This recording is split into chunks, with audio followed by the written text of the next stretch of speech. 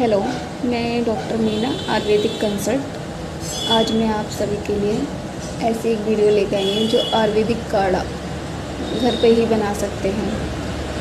चलिए, 4 से 5 तुलसी के पत्ते, थोड़ा सा ताज़ा अदरक, 2 से 3 काली मिर्च और थोड़ी सी दालचीनी 1 गिलास पानी में अच्छे से उबाल लीजिए। जब वो ठंडा हो जाए तो उसे उतार लीजिए। ठंडा करके 1 चम्मच में शहद के साथ सेवन करें। खांसी या नज़ला या जुकाम हो या बुखार हो, उसमें भी आप सब ले सकते हैं। ऐसी मेरी वीडियो पसंद आए तो मैं आगे भी ऐसी अच्छी रेसिपी आपके लिए लेके आऊँगी। ठीक है, धन्यवाद।